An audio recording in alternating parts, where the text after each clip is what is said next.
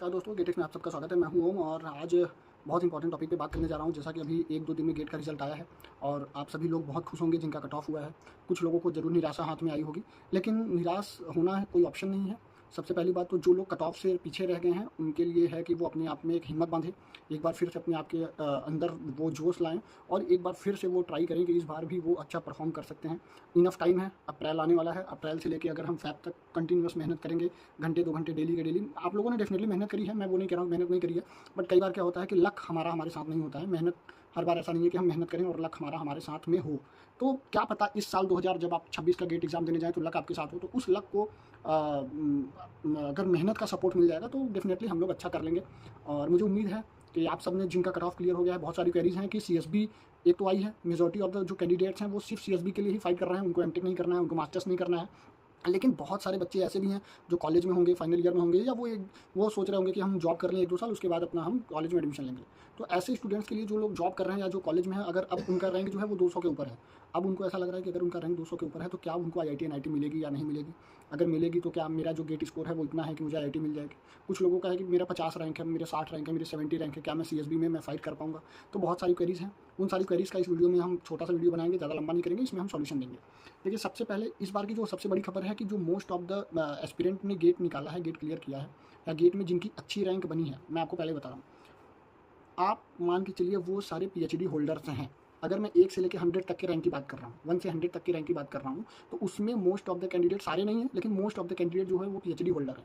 और जो एमटेक के स्टूडेंट्स थे, जो एमटेक कर रहे थे, जो कोई रुड़की से, कोई दिल्ली से, कोई बॉम्बे से, उन्होंने भी सीएसबी के लिए गेट दिया। तो कहीं न कहीं वो जो उनकी रैंक लाई कर रही है, वो 100 से 200 के बीच में लाई कर रही है। तो अब आप ठहरे फाइनल ईयर में, आप जॉब वाले, तो आप देखो कि 100 से लेके, मतलब 0 से लेके 1 से लेके, 1 रैंक से लेके 200 रैंक तक में जो स्टूडेंट हैं, वो most of the student MTech है, मतलब मास्टर्स है उन्होंने कर रखा है, या तो वो फिर पीएचडी उन्होंने कर रखा है, या वो पीएचडी कर रहे हैं।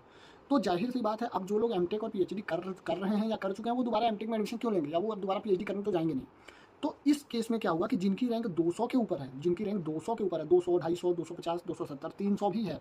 इस बार तो मैं देख रहा हूँ कि कट ऑफ जो क्लियर हुआ, 350 रैंक भी बनी है किसी की, ठीक है? 400 रैंक भी बनी है।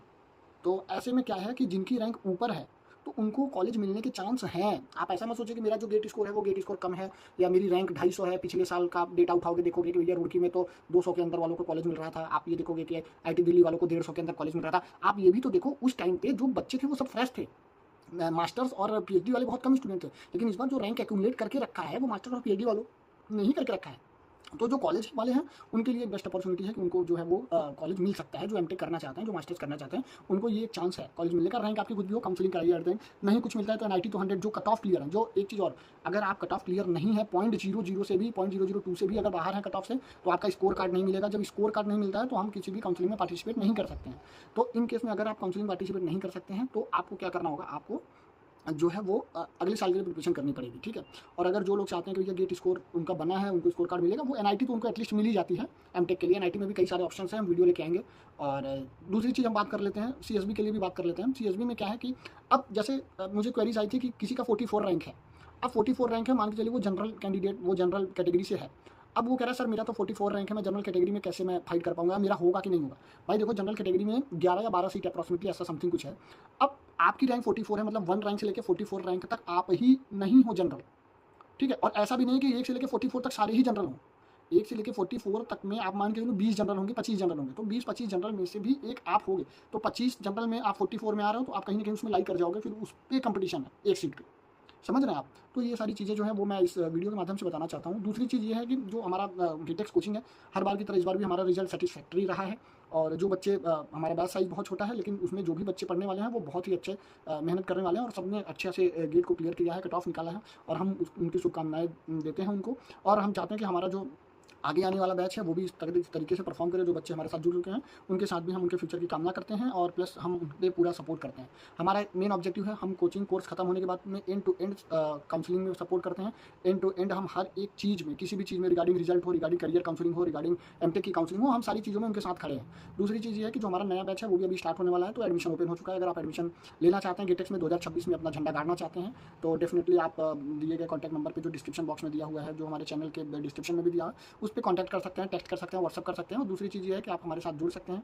और बिल्कुल मैं चाहता हूँ कि आप सब भी अच्छा परफॉर्म करें। जो चूक गए हैं और जिनका हुआ है उनकी तो कोई बात ही नहीं है, उनका अच्छा है, काउंसलिंग कराइए। काउंसलिंग में जो भी सपोर्ट चाहिए हम आपके लिए अवेलेबल हैं। और ये वीडियो देखने के लिए बहुत बहुत धन्यवाद। कोई भी और इन्फॉर्मेशन आपको लगती है कि आपको रिक्वायरमेंट है तो आप फ्रीली आस्क कर सकते हैं, कमेंट के थ्रू, टेक्स्ट के थ्रू आप बिल्कुल पूछ सकते हैं।